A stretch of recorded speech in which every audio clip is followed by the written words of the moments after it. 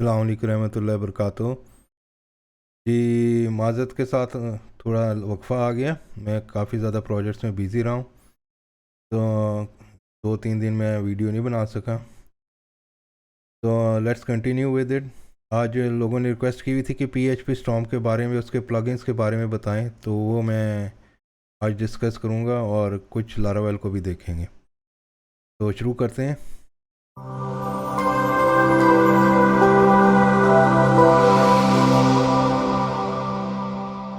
तो सबसे पहले तो ये है कि पीएचपी जो स्टॉर्म है जो है उसको आपने जब परचेज़ का लिया हुआ है या आपके पास स्टूडेंट लाइसेंस है जिससे आप फ्री डाउनलोड कर सकते हैं, अगर आपके पास यूनिवर्सिटी का कोई भी ईमेल एड्रेस है या कार्ड बना हुआ है तो आप फ्री में आपको पीएचपी स्टॉर्म मिल जाता है। वरना आप इंटरनेट पे जाके इसको डाउनलोड कर सकते हैं, 30 डेज़ का ट्रायल है और फिर रिन्यू भी हो जाता है। तो पीएचपी स्टॉर्म मुझे फ़ायदा इसलिए देता है कि इसमें बहुत व्यू और पी यानी कि जावास्क्रिप्ट और पीएचपी दोनों बड़ी आसानी से ये चला लेते हैं और इतने ज़्यादा हमें प्लगइन्स भी नहीं डालने पड़ते और बहुत अच्छा काम करता है। वो मैं आज आपको बताऊंगा कि आपने इसको कैसे सेटअप करना है। तो पीएचपी स्टॉर्म जो है ये विंडोज़, लिनक्स और मैक सारों के ऊपर अवेलेबल है। तो जहाँ जहाँ तो ये कमांड दी होती है, विंडोज़ में वो कंट्रोल की होती है, मैक में उसको कमांड की कहते हैं। तो जहाँ मैं अगर कमांड कहूँगा आप कंट्रोल जो है उसको समझिएगा। तो प्रेफरेंसेस जो है ये देखें, आपके पीएचपी स्टॉर्म में प्रेफरेंसेस जो हैं वो कमांड कॉमा से आती हैं या कंट्रोल कॉमा विंडोज़ में। तो आप प्रेफरेंसेस में जब आप जाएंगे तो इसका जो सबसे पहले जो अपीयरेंस की आता है, जहाँ ये खुद ब खुद आ जाता है, मगर हम प्लगइन्स में चले जाएंगे। आप सर्च भी कर सकते हैं। मैंने जो प्लगइन्स इंस्टॉल किए हुए हैं वो सबसे पहले तो ये की प्रोमोटर है। की प्रोमोटर जो है प्लगइन जो है ये क्या करता है, ये आपको बताता है कि अगर आप मैनुअली कोई कमांड आपने एग्जीक्यूट की है और उसके आपको की कम्बिनेशन नहीं पता तो ये हाईलाइट करता रहता है और बताता रहता है। सबसे इम्पोर्टेंट प्लगइन जो है वो आपका जो है ये लारावेल है। ये लारावेल आपका जो है इंस्टॉल होना चाहिए। और मेरे पास एक और प्लगइन भी है इसका, वो लारावेल आइडिया के नाम से आता है। ये उन्हीं की तरफ से जिन्होंने पीएचपी स्टॉर्म बनाया है, मगर ये परचेज़ करना पड़ता है। ये आपको बहुत सारी ऑप्शंस दे देता है, मगर अगर आपके पास नहीं है तो कोई फ़िक्र की बात नहीं है, आप लारावेल प्लगइन जो है वो भी आप डाउनलोड करके इंस्टॉल कर सकते हैं। अच्छा, इसमें प्लगइन्स डालने का जो असल तरीका जो है वो ये है कि ये ऊपर आप देख रहे हैं दो टैब्स हैं, इंस्टॉल्ड और मार्केट प्लेस। तो मार्केट प्लेस पे आप चले जाएं। इसमें आपको ये सारे जो है प्लगइन्स जो हैं सर्च कर भी करने देता है और डाउनलोड भी करने देता है। जैसे मैं लारावेल लिखता हूँ तो ये देखें लारावेल जो है ये प्लगइन आ गया है, जो आप डाउनलोड कर लीजिएगा और इंस्टॉल कर लें। इसमें ये सारी राउट व्यू और बहुत सारी ये चीज़ें आपको प्रोवाइड करता है। इसके अलावा जो है आप अगर लारावेल जो है क्वेरी जो है ये आप इंस्टॉल करना चाहें, ये भी बड़ा अच्छा प्लगइन है। ये आपको क्वेरीज बिल्ड करने में हेल्प करता है। तो ये भी आप इंस्टॉल कर सकते हैं। और इसके अलावा जो है बहुत सारे और हैं। मैंने जो है सिर्फ ये दो प्लगइन इंस्टॉल किए हुए हैं क्योंकि लारावेल आइडिया मेरा काम कर देता है। आप लारावेल क्वेरी चाहें तो कर सकते हैं, ये नया प्लगइन आया है। मगर खाली लारावेल भी आप कर लें ऊपर वाला तो ये बेहतर प्लगइन है। तो मैंने जो इंस्टॉल किए हुए हैं वो प्लगइन्स जो हैं वो लारावेल किया हुआ है। एक प्लगइन बहुत ही इंपॉर्टेंट है, पीएचपी इंस्पेक्शंस। ये आपके कोड में अगर गलतियां होती हैं तो वो पॉइंट आउट करता है और फिर आप उसको सही कर सकते हैं। बहुत अच्छा प्लगइन है। रेनबो ब्रैकेट्स जो है ये एक और प्लगइन है। ये क्या करता है, ये बताता है आपको कि यानी कि आपकी ब्रैकेट्स, अगर ब्रैकेट्स के अंदर ब्रैकेट्स हैं, उसके अंदर ब्रैकेट्स हैं, तो ये उनको डिफरेंट कलर्स से हाईलाइट करता है ताकि आपको आइडेंटिफाई करने में आसानी हो। ये इसके अलावा जो इसके बिल्ट इन प्लगइन्स हैं, कुछ में से कुछ मैंने डिसेबल किए हुए हैं। मगर सबसे पहले तो इंस्टॉल जो आपने करना है, व्यू जेएस का प्लगइन जो है ये आपने इंस्टॉल करना है। और फिर जो है आपने, अगर आप टेलविंड यूज़ करते हैं तो वो आप इंस्टॉल कर लें। मैं टेलविंड यूज़ नहीं करता तो मैं इसको डिसेबल कर देता हूँ ताकि लोड कम रहे पीएचपी का। ये गिट का आपने अनेबल रखना है, जीआईटी का प्लगइन। गिट हब अगर आप यूज़ करते हैं तो उसको आप इनेबल कर दें।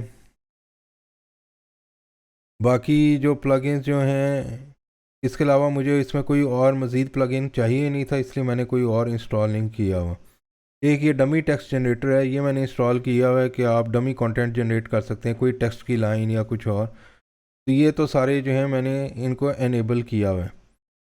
ये जो है कुछ को मैंने डिसेबल कर दिया हुआ है। अगर आप डेटाबेस इसमें से नहीं एक्सेस करना चाह रहे हैं, इसके डेटाबेस का भी बिल्ट इन इंटरफेस है, तो आप इसको बेशक डिसेबल कर दें। मैंने डॉकर नहीं इस्तेमाल करता, एफटीपी में इधर से नहीं इस्तेमाल करता, वैग्रेंट नहीं इस्तेमाल करता, रीफैक्टर एक्स और ये नहीं करता। इसके अलावा ये सारे मैंने डिसेबल किए हुए हैं। एंगुलर नहीं मैं करता, कॉफ़ी स्क्रिप्ट नहीं करता, जावास्क्रिप्ट डीबगर मुझे पीएचपी में नहीं चाहिए होता। मैंने इवन नोड जेएस भी डिसेबल किया है। अगर आप इनेबल करना चाहें तो कर लें। और फिर जो है पाची कन्फिग, डी क्यू एल, घरकिन और जी एन यू टेक्स्ट, ये सारे मैंने डिसेबल किए हुए हैं। P H P T sport जो है ये भी आप डिसेबल कर दें। ड्रूपल, जुमला, वर्डप्रेस मैं कोई इस्तेमाल नहीं करता। अगर आप वर्डप्रेस करते हैं तो इनेबल कर दें। मैं पी एच पी में कोई प्रोजेक्ट इसका नहीं करता। पी एच पी डॉकर और रिमोट इंटरप्टर भी मैंने डिसेबल किया हुआ है। बाकी C S S L S और सैस जो है ये ऑन रहने चाहिए। W3C वैलिडेटर्स भी ऑन रहने चाहिए। ब्लेड जो है ये लारावेल की लैंग्वेज है, ये ऑन रहे। क्विक इनेबल होता है, मैंने डिफ़ॉल्ट में डिसेबल कर दिया हुआ है। किसी भी है तो कोडसेप्शन फ्रेमवर्क जो है ये टेस्टिंग के लिए होते हैं। मैंने इसमें कोई टेस्टिंग नहीं कर रहा, तो इसलिए मैंने डिसेबल किए हुए। वर्जन कंट्रोल के लिए जो है गिट है, ये मैं इस्तेमाल करता हूँ। आप गिट आप भी करना चाहते हैं तो वो कर दें। बाकी जो अदर टूल्स हैं इसमें जो है ये सारे मैंने कॉपीराइट, एडिटर, कॉन्फ़िग और कमांड लाइन टूल जो है वो खाली इनेबल रखा है। बाकी ये दो डिसेबल्ड है। HTTP क्लाइंट भी डिसेबल्ड है। परफॉर्मेंस टेस्टिंग और ये सारी जो हैं ये सारे डिसेबल्ड हैं। इससे ये होता है कि PHP स्टॉर्म की जो स्पीड जो है उसमें काफ़ी इजाफा हो जाता है। टेक्स्ट मेड बंडल्स और टाइम ट्रैकिंग और UML ये सारे डिसेबल्ड हैं। तो हमें और कोई ज़रूरत नहीं है प्लगइन इंस्टॉल करने की इसके अंदर ज़्यादा। अगर आप चाहें तो ये टैब 9 जो है AI कोड कंप्लीशन ये इंस्टॉल कर लें। ये यानी कि एक नई चीज़ है जो आपका कोड जो है ऑटोमेटिकली जो है वो देखता रहता है और करता रहता है। आप इसको अप्लाई करें और फिर आपको आईडी जो है वो रीस्टार्ट करनी पड़ेगी।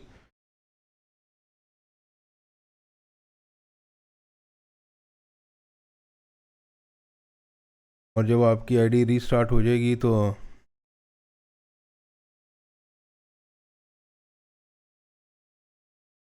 जी कमांड कॉमा जो है वो आप प्रेस करें तो आप उसकी सेटिंग्स में जो है वो दोबारा चले जाए।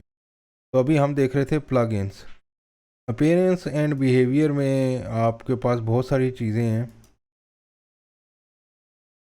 मैं जो थीम यूज़ करूँ वो बाय डिफ़ॉल्ट ड्रैकुला थीम है, वही मैं यूज़ करता हूँ क्योंकि मैं इसका आदी हो चुका हूँ। और अगर आप चेंज करना चाहें तो आप चेंज कर लें इसमें, और कोई यानी कि आपकी अपनी पसंद है, कोई से भी आप डाउनलोड करके इस्तेमाल कर सकते हैं। मेनू एंड टूल बार जो हैं इसमें बहुत सारी सेटिंग्स हैं जो आपका जो मेन्यू है उसको आप चेंज भी कर सकते हैं ग्रुप, मगर मैं इधर कुछ नहीं करता। सिस्टम सेटिंग्स जो है इसमें आपके पास जो है जो डिफ़ॉल्ट सेटिंग्स हैं वही हैं, कोई इसमें चेंज नहीं है।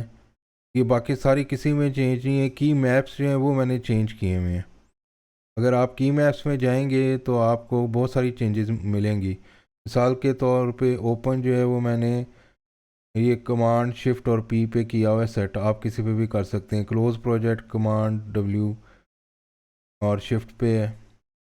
तो इसी तरह एडिट में अगर आप जाएंगे तो मैंने जो फाइंड जो है इसको चेंज किया हुआ है, यानी कि ऑल अक्रेंसेस, क्योंकि ये मैच करे ताकि PHP स्टॉर्म कभी मैं व्यू स्टूडियो कोड में भी काम कर रहा होता हूँ तो ये उसकी की जो सॉरी व्यू स्टूडियो में भी काम कर रहा होता हूँ तो मल्टीपल आइटम सेलेक्ट करने के लिए कमांड D और कमांड शिफ्ट D होती है। तो PHP स्टॉर्म के अंदर जो है ये मैंने चेंज किया हुआ है ताकि व्यू स्टूडियो की कम्बिनेशन रहे और मुझे बार बार जो है वो चेंज ना करनी पड़े। तो आप इसको चेंज कर सकते हैं। फाइंड के लिए वही है कमांड F और कमांड R, ये आपकी जो है कंट्रोल डी और कंट्रोल शिफ्ट डी विंडोज़ में होगी और कमांड शिफ्ट डी और कमांड डी इसमें, ठीक है। बाकी जो कॉलम मोड सिलेक्शन है ये भी मैंने चेंज किया हुआ है, यानी कि अगर आपने सिर्फ कॉलम सेलेक्ट करने हैं तो कमांड शिफ्ट और ये स्लैश बैक स्लैश जो होती है ये मैं यूज़ करूँगा तो कॉलम मोड में आ जाता हूँ। कॉलम मोड में फ़ायदा क्या होता है कि आप लंबी लंबी रोज़ जो हैं वो आसानी से सिलेक्ट कर सकते हैं। मिसाल के तौर पे अगर कोई हमारा क्रिएट टेबल है या जैसे ये है, अब मैंने इस सारे इन टेबल्स को खाली एडिट करना है, तो एक तो तरीका ये है कि मैं टेबल को सिलेक्ट करूँ और कमांड डी प्रेस करता चला जाऊँ, तो ये सारा टेबल सेलेक्ट हो गया। अब मैं इसकी जगह कोई भी कमांड दे सकता हूँ, तो ये सारा सिलेक्ट कर सकते हैं। दूसरा तरीका ये होता है कि आप कर्सर को जो है इधर रखें और कॉलम मोड ऑन करें, कमांड शिफ्ट और बैक स्लैश जो मैंने रखी हुई है, sorry command shift back slash. अब जो है आप इस पूरे को सिलेक्ट कर सकते हैं या खाली इस एरो को सिलेक्ट कर सकते हैं। कॉलम मोड इनेबल हो गया। और इसकी ख़ास बात ये है कि जैसे मैं एंड प्रेस करूँगा इधर है तो ये सब के आखिर में चला जाएगा। अब आखिर से ये सिलेक्ट कर रहा है तो ये बड़ा इंपॉर्टेंट है। होम प्रेस करूँगा तो ये शुरू में आ जाएगा। तो ये बड़ी ज़बरदस्त कमांड होती है अगर आपने मल्टीपल एक रोज़ पे काम करना हो और एडिटिंग वगैरह करनी हो, तो कॉलम मोड ऑन और ऑफ उसी की से होता है। मैंने कमांड शिफ्ट और बैक स्लैश सेलेक्ट की हुई है, आप कोई भी कर सकते हैं। और मैं बार बार शिफ्ट और वो, अब इसको ऑफ करने के लिए ये जो है हमारे पास कमांड और शिफ्ट और वो है बैक स्लैश। तो ये जो थी हमारी की मैप्स जो थे जो मैंने चेंज किए हुए थे वो आपको मैंने दिखाए हैं। ये कॉलम सिलेक्शन मोड मैंने चेंज किया हुआ है, जो तो ब्लू में है वो मैंने चेंज किए हुए हैं तो ताकि मैं मैच भी कर सकूं। और एडिट में फाइंड को column selection mode duplicate line जो है, अगर आपने कोई भी लाइन कोड की डुप्लीकेट करनी है तो उसके लिए मैंने ऑप्शन डी रखा हुआ है, आप चेंज कर सकते हैं। इसी तरह जो ये टॉगल चेंज फाइल्स और रीसेंट फाइल्स ये बड़ी इंपॉर्टेंट कमांड्स है, ये भी हम देखेंगे। इनको नहीं आपने छेड़ना। कमांड ई और कमांड ये कमांड कंट्रोल ई जी, कमांड कंट्रोल और ई और कमांड ई। फिर कंपेयर फाइल्स है हमारे पास, नेविगेट में हमने रखा हुआ है बाय डिफ़ॉल्ट यही है, मैंने चेंज नहीं किया और मैंने ख़ास कोई चेंज नहीं किया। हाँ, डेटाबेस का मैंने कमांड ये कमांड शिफ्ट और सेमीकोलन रखा हुआ है, आप चेंज करना चाहें तो कर लें। और टर्मिनल का मैंने चेंज किया और terminal open terminal command T मैंने कर दिया।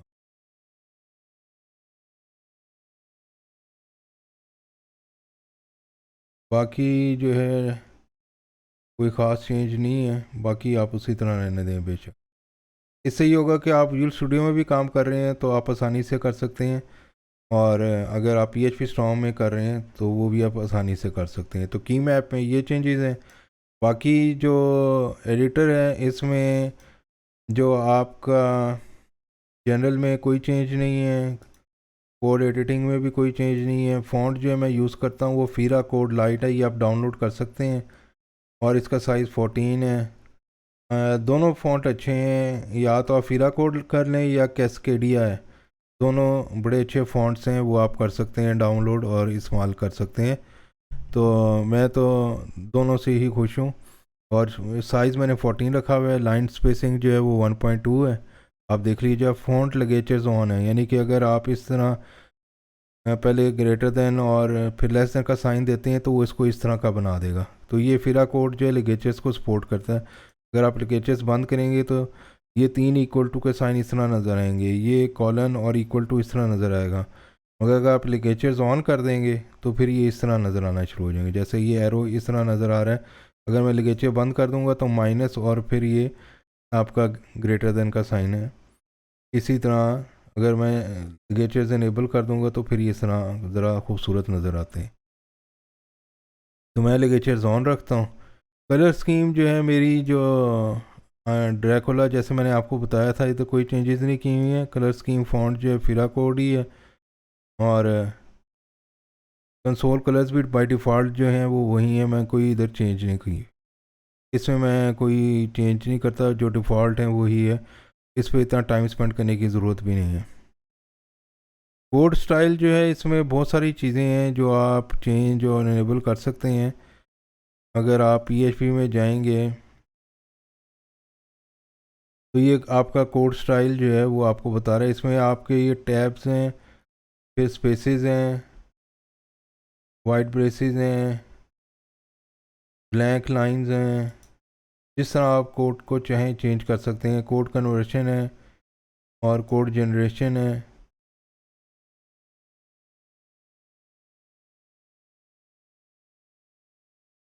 और फिर अरेंजमेंट है।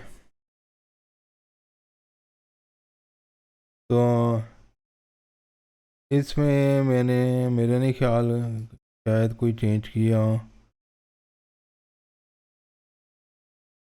अच्छा, PHP स्टॉर्म की ख़ास बात ये है कि इसको जो है, ये कॉन्फ़िगरेशन की पूरी फ़ाइल सेव हो जाती है। तो मैं इसको गिट पे रख दूँगा ताकि आप वही फ़ाइल जो है वो इंपोर्ट और एक्सपोर्ट कर लें। जैसे इधर आप जाएंगे ना PHP स्टॉर्म पे, तो ये एक्सपोर्ट की है। ये अभी मैं सेटिंग्स में इसलिए नहीं आ रही है, अभी हम देखते हैं उसको।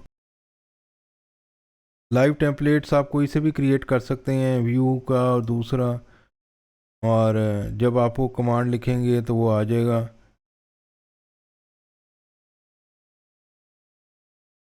खाली आपने टैब प्रेस करना है और लिखना है, तो आप जो है व्यू का टेम्पलेट जो है वो जनरेट कर सकते हैं। ये सारी कमांड्स लिखी हुई हैं। PHP की भी इस तरह लिखी हुई हैं कि आप क्या लिखेंगे तो क्या क्या चीज़ें जो हैं वो ऑटोमेटिकली जनरेट कर देगा। क्लास करनी है, क्लास नेम लिखें, इस तरह इको लिखें। आप अपने टेम्पलेट्स भी ऐड कर सकते हैं, ये प्लस का साइन क्रिएट करके, आपको यानी क्या मुश्किल ना हो। तो बहरहाल ये सारी चीज़ें हैं, इसमें कोई ख़ास इसमें इतनी नहीं है। मैं अपनी पसंद के हिसाब से रखी हुई हैं, आप अपनी पसंद के हिसाब से एडजस्ट कर लें। मगर PHP स्टॉर्म के अंदर बिल्ट इन इतनी चीज़ें हैं कि हमें करने की ज़रूरत नहीं रहती। मिसाल के तौर पे PHP स्टॉर्म में लेट से अगर मैं किसी फ़ाइल पे हूँ, ये क्रिएट फ्रूट्स टेबल की फ़ाइल है, ये माइग्रेशन की फ़ाइल है जो लास्ट टाइम हमने क्रिएट की थी, जो डेटाबेस जो है वो क्रिएट करती है, स्कीमा क्रिएट। अक्सर लोग इधर टेबल लिख देते हैं, ये स्कीमा होता है। तो स्कीमा क्रिएट, अब मैंने देखना है कि ये किस डायरेक्टरी में पड़ी हुई है, ये फ़ाइल API में या फ्रंट एंड में किस जगह पे है। तो ये जो आइकन है इसको आप क्लिक करेंगे, ये सर्कल सारा जो है, तो ये एग्जैक्टली आपको उस जगह पे ले जाके डायरेक्टरीज को खोल देगा और आपको बताएगा कि ये फ़ाइल माइग्रेशन की इस डायरेक्टरी में पड़ी हुई है। तो ये बड़ी ही हेल्पफुल है। लेट्स से अगर मैं ये पासवर्ड की फ़ाइल खोली है, तो अब मैं दोबारा पिछली फ़ाइल पे जाना चाह रहा हूँ, क्योंकि मैंने इसको सेट इस तरह किया हुआ है कि ये सारी मैंने टूल बार्स बंद की हुई हैं। अगर आप बाय डिफ़ॉल्ट जो PHP में टूल बार्स ओपन होती हैं, आप उनको हाइड कर सकते हैं। अच्छा, PHP में ये मैं अब इस फाइल पे आ गया हूँ, मैं पिछली फ़ाइल पे जाना चाह रहा हूँ। तो बड़ा आसान है, आप कमांड E प्रेस करें या कंट्रोल E और फिर एंटर प्रेस कर दें, तो ये पिछली फ़ाइल पे ले जाएगा। यानी कि कमांड E क्या करता है, जो रीसेंट फाइलें खुली होती हैं खाली वो शो करना शुरू कर देता है। तो और फिर ऑटोमेटिकली प्रीवियस फाइल पे चला जाता है।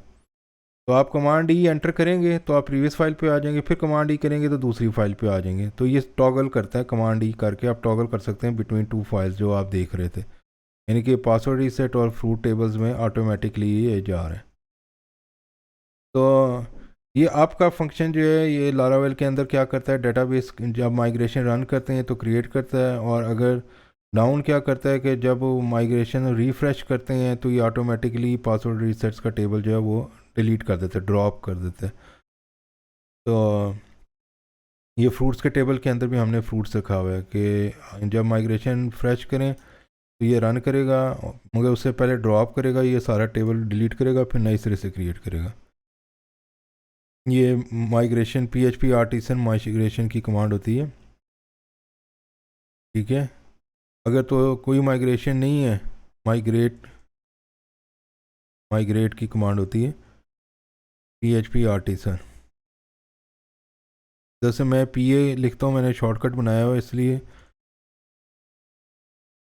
तो अभी कोई भी नहीं है। मगर आप पूरा रिफ़्रेश कर सकते हैं माइग्रेट को, कि दोबारा से चलाएं हर चीज़ डिलीट करके डेटाबेस में, तो फिर आप माइग्रेट क्या करते हैं, फ्रेश करते हैं, तो ये ऑटोमेटिकली सारी माइग्रेशंस पे रन कर देता है। तो मैं बता रहा था कि PHP स्टॉर्म में आप के लिए एक और बड़ा मुफीद बटन है, वो है डबल शिफ्ट। यानी कि 2 दफ़ा लेफ़्ट शिफ्ट को आप प्रेस करेंगे तो ये एक विंडो खोल देता है। अब मैंने इधर विंडो में आप कोई फाइल भी सर्च कर सकते हैं, क्रिएट। अब जैसे ज़रूरी नहीं है कि क्रिएट पासवर्ड लिखूंगा तो ये ऑटोमेटिकली वो फाइल सेट करके ले आएगा, या अगर मैं लिखूंगा क्रिएट फ्रूट्स टेबल वाली फ़ाइल तो ऑटोमेटिकली ये क्रिएट फ्रूट्स जहाँ जहाँ भी आ रहा होगा, चाहे क्रिएट फ्रूट साथ साथ है या क्रिएट अंडरस्कोर फ्रूट है, जहाँ भी है इंटेलिजेंट है, ये खुद ब खुद जहाँ भी नेम के अंदर कोई भी वर्ड्स होंगे वो सर्च करके ले आएगा। फ्रूट जैसे कंट्रोलर है तो मैं FRU लिख के C लिख दूंगा ना, तो ये फ्रूट कंट्रोलर ऑटोमेटिकली ले आएगा। तो ये फाइलें जो हैं सर्च करने का बड़ा आसान तरीका है। और ये सेटिंग्स भी सर्च करता है डबल शिफ्ट। यानी कि मैं देखना चाह रहा हूँ टूल बार्स मैंने हाइड की हुई है नहीं, तो ये हाइड में लिखूँगा तो ये देखें व्यू अपीयरेंस टूल बार जो है ये ऑफ है। तो अगर मैं इसको ऑन करूँगा तो ये ऊपर जो है ये टूल बार नज़र आनी शुरू हो गई है। ये विंडो को आप थोड़ा नीचे मूव कर लें ताकि आपको नज़र आ सके। ये देखें ऊपर जो है अब ये विंडो आनी शुरू हो गई है। तो मैं इसको ऑफ़ रखता हूँ तो ये ऑफ़ हो गई। इसी तरह जो है स्टेटस बार मैंने ऑफ़ की हुई है, अगर आप ऑन करना चाहें तो ये नीचे स्टेटस बार आनी शुरू हो गई है। तो आप स्टेटस बार जो है उसको मैं ऑफ़ रखता हूँ, मुझे ज़रूरत नहीं होती है। इसी तरह आप जो है बैकग्राउंड टास्क की विंडो जो है वो ऑफ ऑन कर सकते हैं। डिटेल्ड रिव्यू ब्रेड क्रम्स जो है वो मैं नहीं शो करना चाहता, आप शो करना चाहते हैं आप शो कर लें। ये कई दफ़ा मैं ये भी करता था कि ये सारी चीज़ें हाइड कर देता था, मुझे ज़रूरत नहीं होती थी। मगर अगर आप हाइड नहीं करना चाहते हैं तो ये चारों तरफ जो इसकी बार्स आ रही होती हैं ऊपर नीचे लेफ़्ट साइड पे, ये टूल विंडोज़ बार होती है। अगर आप इसको हाइड कर देंगे तो आपके पास स्पेस और आ जाती है। तो कई दफ़ा मैं ये भी हाइड रखता हूँ, मगर आपको दिखाने के लिए मैंने ऑन की हुई है। और इसका फ़ायदा ये होता है कि लेट्स से ये प्रोजेक्ट विंडो है, अगर आपने इसको बंद करना है तो इसके लिए बड़ी आसान सी की होती है कमांड 1। अब कमांड 1 2 दफ़ा प्रेस करेंगे ये बंद हो जाएगी, ताकि हमारी पूरी विंडो जो है वो कोड के लिए इस्तेमाल हो जाए। टर्मिनल भी मैं बंद कर सकता हूँ और फिर मैं कमांड 1 प्रेस करूँगा खुल जाएगी, कमांड 1 प्रेस करूँगा बंद हो जाएगी। अगर ये एक दफ़ा करने से बंद ना हो कमांड 1 प्रेस करने से, तो 2 दफ़ा कमांड 1 जो है वो प्रेस कर दें तो ये बंद हो जाएगी। और अगर आपने खोलनी है तो खोल लें। टर्मिनल का कमांड T मैंने रखा हुआ था तो टर्मिनल कमांड T से खुल जाता है। और आप नए टर्मिनल्स भी ऐड कर सकते हैं। और बंद करना है तो आप जो है ये इधर से इसको डाउन कर दें। तो डबल शिफ्ट भी होगी। कमांड E जो है, कमांड शिफ्ट E एक और विंडो है। कमांड शिफ्ट E जो है आपकी जो रीसेंट लोकेशंस, यानी कि एक ही फाइल में अगर आप जहाँ जहाँ गए हुए हैं वो सारी डिफ़ाइन कर देगा। कई दफ़ा एक फ़ाइल में आपको ऊपर काम करना हो रहा होता है, फिर नीचे जाके आपने काम करना होता है। तो अगर आपने ऊपर जाना है तो आप कमांड शिफ्ट E प्रेस करके उस लोकेशन पे चले जाएं। ये देखें अब ये क्रिएट फ्रूट्स की 2 हैं। वो कह रहा है कि आप डाउन फाइल पे भी जाके काम कर रहे थे और फिर इधर भी काम कर रहे थे, तो आपने जिस लोकेशन पे जाना है उस लोकेशन पे आप चले जाएंगे। तो ये आपका कर्सर इधर था। तो ये कमांड शिफ्ट E जो है सारी रीसेंट लोकेशंस जो है खोल देता है जहाँ जहाँ आप पहले से जा चुके हैं, और आप बड़ी आसानी से उन फाइलों में नेविगेट करके जा सकते हैं। मैं यूजुअली कमांड E यूज़ करता हूँ ताकि मैंने पिछली फाइल में ही जाना होता है, या आप कमांड शिफ्ट E भी यूज़ कर सकते हैं। और कमांड शिफ्ट O जो है ये ऑब्जेक्ट्स और फाइल्स जो है उनको तलाश करता है। ये भी उसी तरह ही है, मगर कमांड शिफ्ट F इस्तेमाल करता हूँ। कमांड शिफ्ट F जो है क्या करता है कि आपने कोई भी वर्ड पूरे प्रोजेक्ट में सर्च करना है कि मैंने क्या लिखा था, किधर मैंने लिखा था। जैसे फ्रूट को ही मैंने सर्च करना है तो ये सारी जहाँ जहाँ भी फ्रूट आ रहा होगा ये फाइलें बता देगा कि ये फ्रूट कंट्रोलर में है, फ्रूट जो है इस फाइलों में है, जहाँ जहाँ ये फ्रूट आ रहा है ये आपको बता देगा कमांड शिफ्ट F से। तो ये फाइंड इन फाइल्स जो है इसमें आप फाइल मास्क भी कर सकते हैं कि किसी फाइल में देखें, या PHP में देखना चाह रहे हैं या Vue.js की फ़ाइलों में देखना चाह रहे हैं, आप मास्किंग भी कर सकते हैं। और ये सारी जगह पे आपको सर्च करके ला के देता है। ये बहुत ही ज़बरदस्त कमांड है जो मैं अक्सर यूज़ करता हूँ। तो ये PHP स्टॉर्म का छोटा सा ट्यूटोरियल हो गया है। और अगर आप कॉलम मोड आपका ऑन नहीं हो रहा तो आप इधर से जाके, अगर आपने की नहीं सेट की हुई है तो आप इधर से कहीं जाके इधर जो है कॉलम मोड की कमांड जो है कॉलम सिलेक्शन मोड, इसको ऑन कर सकते हैं। और अगर आपने, अच्छा इसमें और एक और भी है नेविगेशन में, यानी कि ये नेक्स्ट हाईलाइट पे जाना है आपने, ये आप कमांड्स अपने हिसाब से चेंज कर सकते हैं। इसमें एक और बड़ी मज़ेदार कमांड थी, वो मैं भूल गया हूँ, वो थी HTML का एक ब्लॉक सेलेक्ट करना है। यानी कि आप डिव पे हैं और वो पूरी डिव का ब्लॉक जो है वो आप सेलेक्ट करना चाह रहे हैं। वो जब हम HTML में या Vue.js में होंगे तो मैं उस वक्त आपको बता दूँगा। तो ये छोटा सा PHP के, हाँ एक और चीज़ मैंने देखी थी कि आप में से कुछ लोग जो हैं, जैसे क्रिएट फ्रूट्स टेबल था, तो इसमें ये वर्ड जो है ये PHP इंसर्ट कर रहा है आपकी हेल्प के लिए। ये disable hints for method string या डिसेबल या हिंट सेटिंग्स जो हैं ये आप इसमें चले जाएंगे PHP में पैरामीटर हिंट्स। तो ये मैंने किया हुआ है शो पैरामीटर हिंट्स, यानी कि फंक्शन के जो पैरामीटर्स हैं उनको शो करे। अगर तो आपका ये ऑफ है तो आप इसको ऑन कर सकते हैं पैरामीटर हिंट्स को।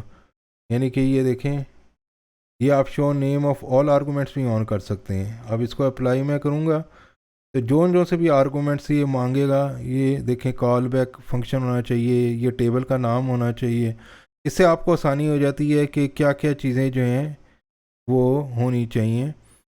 ये पैरामीटर हिंट्स हैं। अगर आप, मैं इसको ऑफ़ कर दूंगा, ये इधर जाके मैं इसको ऑफ़ कर देता हूँ, तो फिर ये जो है ये हिंट्स नहीं शो करेगा। फिर एक्चुअल फंक्शंस हैं जो PHP का कोड है, तो वो हिंट्स जो है ये आप कोड में ही टाइप करना शुरू हो गए हैं, कोड के लिए नहीं है।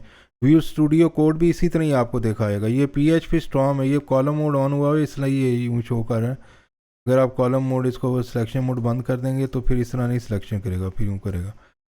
तो ये हिंट्स जो हैं ये बड़े, यानी कि कईयों के लिए फ़ायदेमंद होते हैं। मैं हमेशा ऑन रखता हूँ क्योंकि मुझे पैरामीटर्स पता लग जाते हैं कि किस तरीके से करने हैं।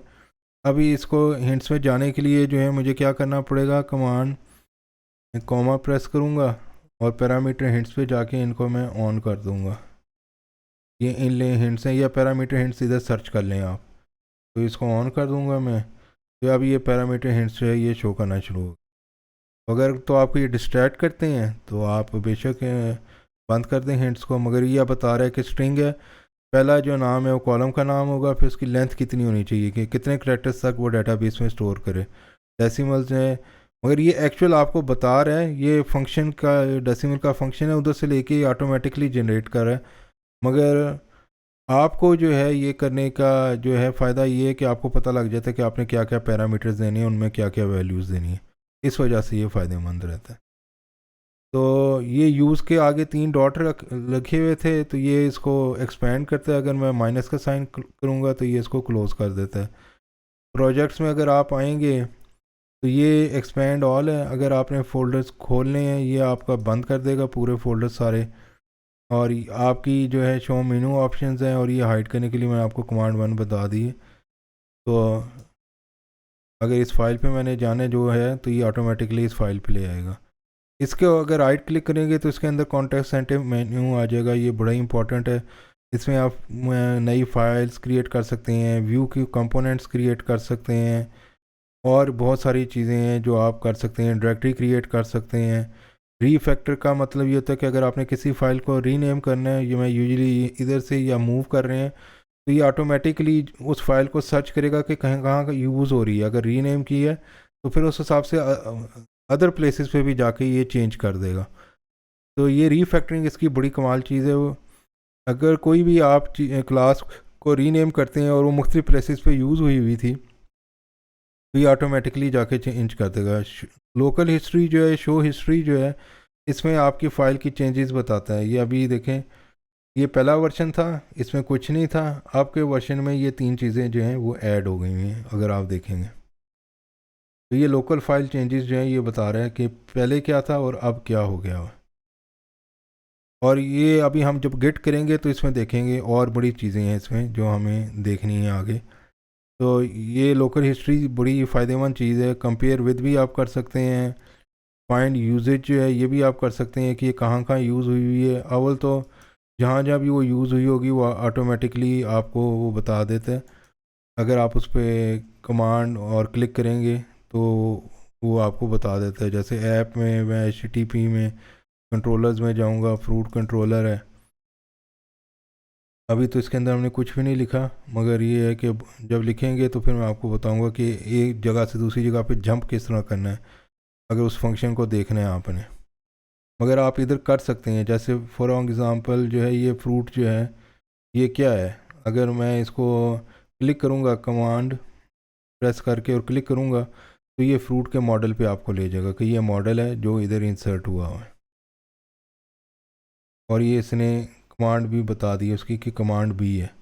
अब मैं प्रीवियस पे जाना चाहता हूँ, कमांड ई और एंटर प्रेस करूँगा, मैं प्रीवियस पे आ जाऊँगा। और अगर मैं इधर कमांड बी या प्रेस करूँगा तो ये देखिए मुझे उधर जंप करके ले जाता है। तो की प्रमोटर आपको जो है वो बताता रहता है। तो ये सारी चीज़ें जो हैं ये आहिस्ता आहिस्ता हम सीखेंगे, मगर होपफुली आपको आप PHP स्टॉर्म बड़े अच्छे तरीके से यूज़ कर सकेंगे। कमांड 1 कर दें तो इसको बंद कर देते हैं। प्रॉब्लम्स जो है ये आपको बताएगा कि किधर किधर अभी कोई प्रॉब्लम्स चल रही हैं। मेरे पास अभी कोई नहीं, मगर अगर आपकी किसी भी फाइल में एरर हुआ तो ये आपको शो कर देगा। आप डबल क्लिक करके जाके उस एरर को दूर कर सकते हैं। तो ये PHP स्टॉर्म का सेशन जो है इधर एंड करते हैं। आपको अब काफ़ी सारी समझ आ गई होगी, मज़ीद भी साथ साथ और चीज़ें सीखते जाएंगे। थैंक यू वेरी मच, अल्लाह हाफिज़। अगर चैनल को सब्सक्राइब नहीं किया तो आप सब्सक्राइब कर लें और बेल का आइकन जो है वो ज़रूर प्रेस कर दें।